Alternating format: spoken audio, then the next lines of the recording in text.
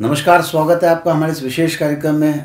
आप मेरे साथ डॉक्टर रवि डोसी को देखकर पहचान तो गए हैं ना, लगातार कई सारे शो समझे गए। डॉक्टर, स्वागत है आपका हमारे इस कार्यक्रम में। बहुत बहुत धन्यवाद।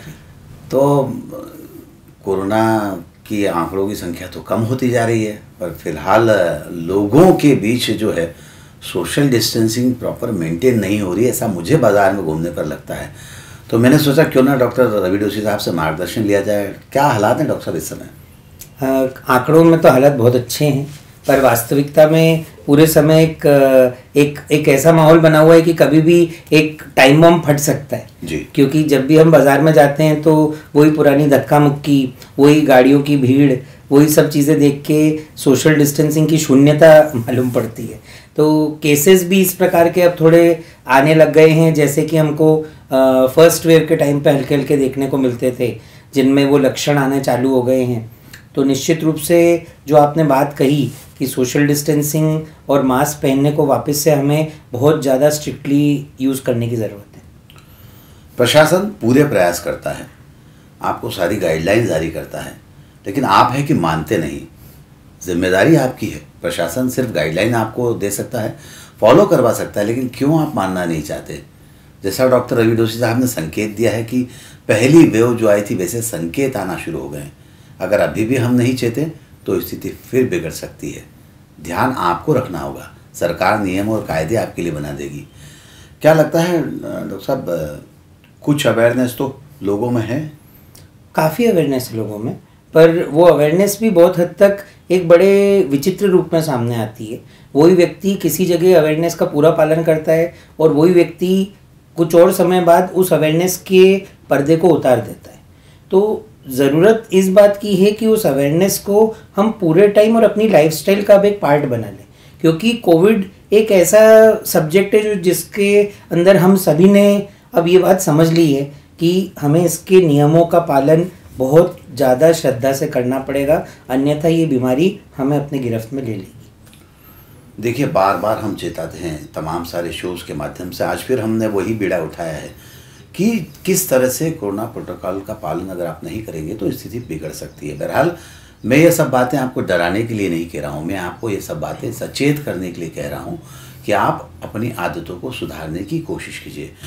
क्या लगता है, जिस समय जो पेशेंट्स आपने कहा आ रहे हैं धीरे धीरे, पहले जैसे संकेत आने लगे हैं, तो वे जो पेशेंट्स जिनसे आप बात करते हैं, क्या वो गाइडलाइन को फॉलो नहीं कर पाए थे?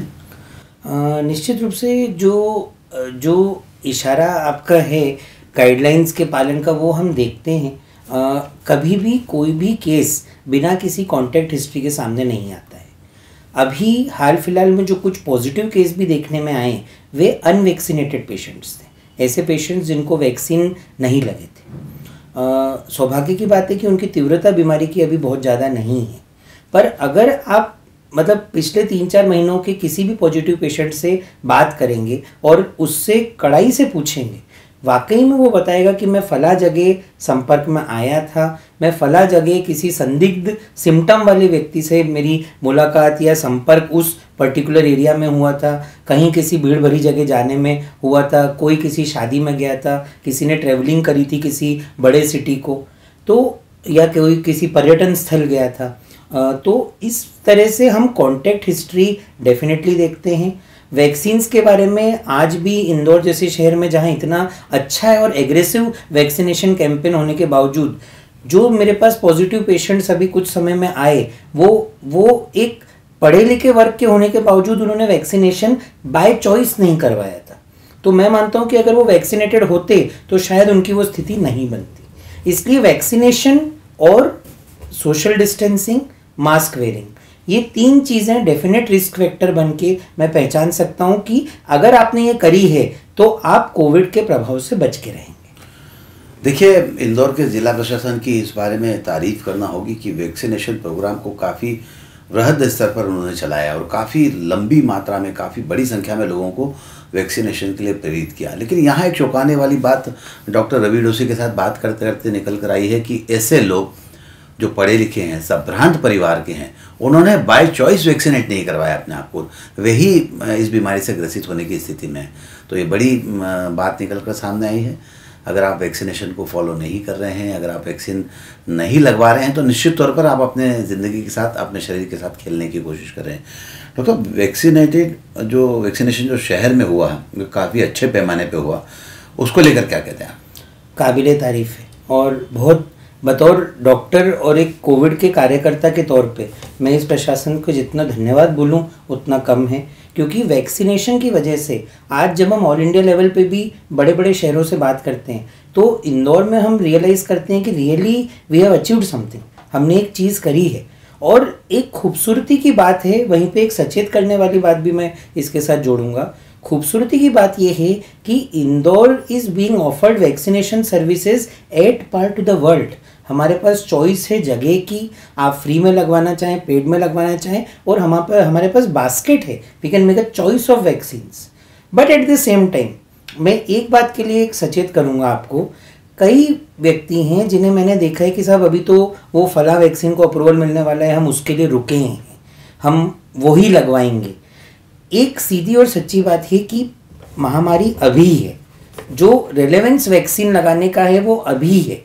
आपको जो वैक्सीन मिले, कोविशील्ड मिले, कोवैक्सीन मिले, स्पुतनिक मिले, एट द अर्लीस्ट आप उसको लगवाइए ताकि इम्यूनिटी बढ़ना चालू हो जाए।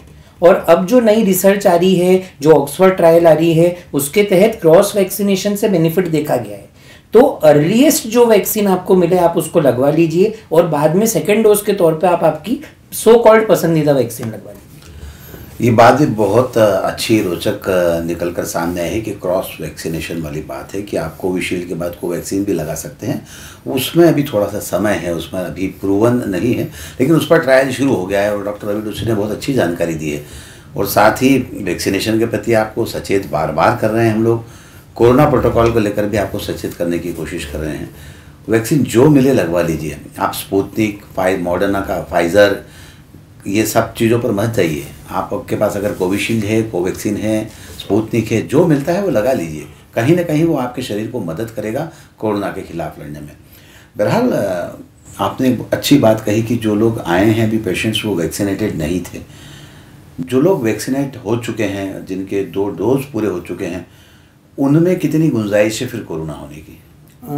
देखा जाए तो इसके लिए मैं जानना चाहूँगा, जो अप्रैल का समय था जहाँ पे हमें कुछ ऐसे केस मिलना चालू हो गए थे जो 2 टाइम वैक्सीनेटेड है, पर एक प्रॉपर रिसर्च के बेसिस पे हम खुद इस बात को बोल सकते हैं कि जिनको वैक्सीन लग चुके थे उन्हें संक्रमण हुआ पर उन्हें सीरियसनेस नहीं आई, और ऐसे केसेस में मॉर्टेलिटी रेट यानी कि मृत्यु दर नॉन वैक्सीनेटेड केसेस से काफ़ी कम थी।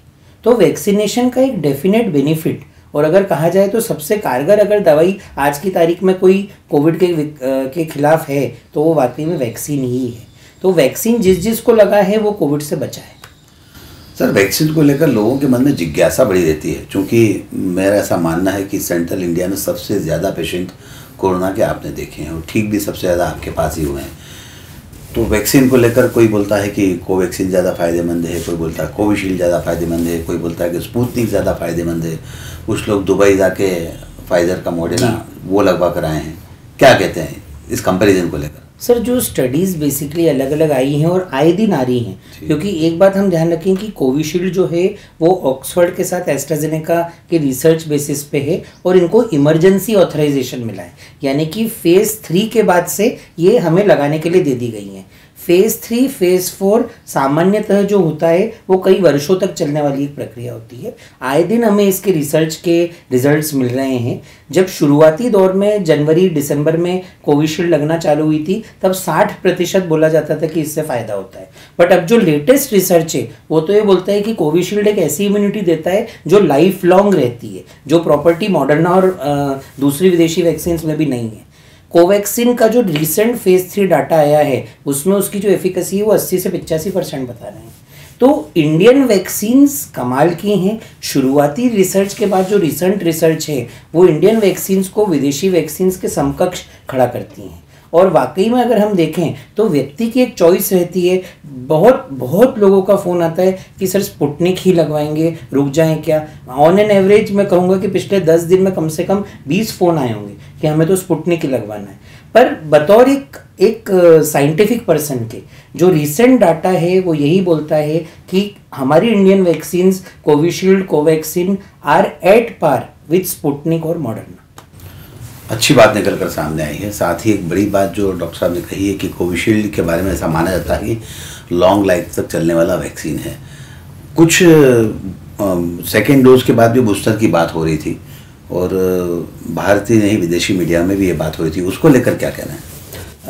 ये बात इसलिए भी रेलेवेंट बन जाती है क्योंकि मैं इंडियन मेडिकल एसोसिएशन का जॉइंट सेक्रेटरी भी हूँ। हमने डॉक्टर्स के लिए भी इसके लिए डिमांड पुट फॉरवर्ड की थी क्योंकि हम लोग एक हाई रिस्क ग्रुप है। सबसे पहले वो कोविड का पेशेंट शायद मेरे ही संपर्क में आएगा।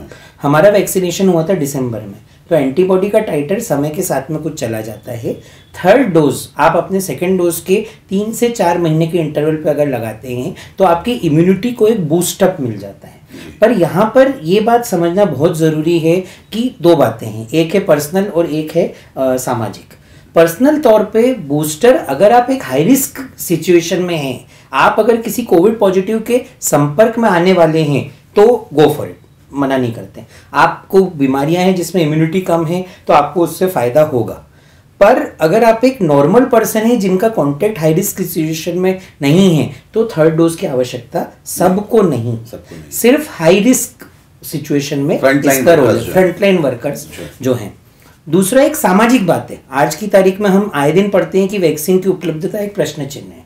तो थर्ड डोज के पीछे उन लोगों को फर्स्ट डोज से वंचित रखना जिन्हें एक बार भी वो इम्यूनिटी का फायदा नहीं मिला है, आई फील सामाजिक तौर पे ये थोड़ा सा एक अतिरिक्त भार देना हो जाएगा अपने प्रशासन को। तो front line workers and health care workers के लिए मैं एग्री करता हूँ, बट जनरल पॉपुलेशन के लिए फर्स्ट एंड सेकेंड डोज के लिए ही मैं आवश्यकता समझता हूँ। ये भी अच्छी चीज़ निकल कर सामने आई है। बहरहाल फ्रंटलाइन वर्कर्स तो काबिल तारीफ़ है जिन्होंने इतना काम किया है। मैं डॉक्टर रवि डोसी से शुरू करके तो शहर के जो साफ़ सफाई का जिम्मा जिन सफाई मित्रों के पास है वहाँ तक देखता हूँ कि इस बीच के इतने सारे लोग हैं जिन्होंने इस पूरे कोरोना काल के दौरान शहर को स्वच्छ और स्वस्थ बनाने में महत्वपूर्ण योगदान दिया है। उनकी भी तारीफ़ की जानी चाहिए। और ऐसे लोग जो लगातार इस तरह के कामों में लगे हुए हैं उनके लिए अगर ज़रूरत हो तो बूस्टर डोज की व्यवस्था होना चाहिए। पर डॉक्टर रवि डोसी की मानवीयता देखिए, उनका कहना है कि इस कॉस्ट पर नहीं लगना चाहिए कि किसी और का सिंगल पहला डोज मिस हो जाए। ये भी बड़ी बात है। बहरहाल अभी इस समय जो हालात हैं उससे क्या आगे प्रिडिक्शन कुछ निकल कर आ रहा है कि स्थितियाँ कब तक सामान्य होगी? हमारे देश का सबसे महत्वपूर्ण दिन 15 अगस्त, राखी जी, जन्माष्टमी, गणेश चतुर्थी, सभी सावन में नाग पंचमी, ये सभी ऐसे त्यौहार हैं जो हम सभी के हृदय में करीब हैं। 15 अगस्त का त्यौहार सामाजिक त्यौहार है, सबसे बड़ा सामाजिक त्यौहार है। राखी का वो त्यौहार है जहाँ पे बहनें का ट्रैवल, फैमिलीज़ का ट्रैवल ऑल इंडिया लेवल पे बहुत हाई रेट पे होता है। ये वो समय है जहाँ पे हमें सावधानी बरतना है, हमें शायद फिज़िकल की जगह ई राखी को बढ़ावा देना है, हमें शायद झंडा वंदन एक इलेक्ट्रॉनिक प्लेटफॉर्म के माध्यम से करना है। हमें अभी हर उस सावधानी को बरतना है ताकि सोशल डिस्टेंसिंग रखते हुए हम मास गैदरिंग्स से बचें। अगर अभी एक इंडिविजुअल लेवल पे हमने इस समझदारी को दिखाया तो वाकई में मैं समझता हूँ कि आज इंदौर के पास वो ताकत है कि वो थर्ड वेव को रोक सकता है। अगर अगस्त और सितंबर के महीने में हमने ये ठान ली कि अननेसेसरी जहाँ जहाँ पे हमें बच सकते हैं, जो काम हम घर पे रह के कर सकते हैं उसको हम करेंगे। अगर हम डेफिनेटली बाहर जाते टाइम मास्क पहनेंगे, अन्यथा बाज़ारों में भीड़ नहीं लगाएंगे। हम हमारे जो हाई रिस्क हैं जैसे हमारे बुज़ुर्ग हैं, हमारे बच्चे हैं, उन्हें घर पे ही रख के उनका जो भी लाइफ का केयर है वो करेंगे। तो मैं मानता हूँ इंदौर हैज़ द पावर, क्योंकि वैक्सीनेशन हमारे यहाँ बहुत स्ट्रॉन्ग है, इंदौर हैज़ द पावर कि हम थर्ड वेव को आने से रोक सकते हैं। Indore has the power to stop the third wave. ये एक इस पूरे एपिसोड की, इस इंटरव्यू की बात निकल कर सामने आई है। निश्चित तौर पर अगर इंदौर वासी ये ठान लेंगे, इंदौर वासी के साथ साथ में वे लोग जो इस शो को अलग अलग जगहों से देख रहे हैं वे भी ठान लेंगे कि हम इन सब कोरोना प्रोटोकॉल का पालन करेंगे, तो वह दिन दूर नहीं जब हम इस बीमारी को हरा पाएंगे। बहरहाल आने वाले समय महत्वपूर्ण है। 15 अगस्त से लेकर तो राखी, गणेश चतुर्थी, जन्माष्टमी, तमाम सारे त्यौहार आने वाले हैं। अगर हम चाहते हैं कि हम पिछले 2 सालों से इन सब चीज़ों से वंचित हैं, तो एक बार फिर हम ऐसा प्रयास कर लें कि इनसे दूर रहें, त्योहारों को घर पर रहकर मनाएं।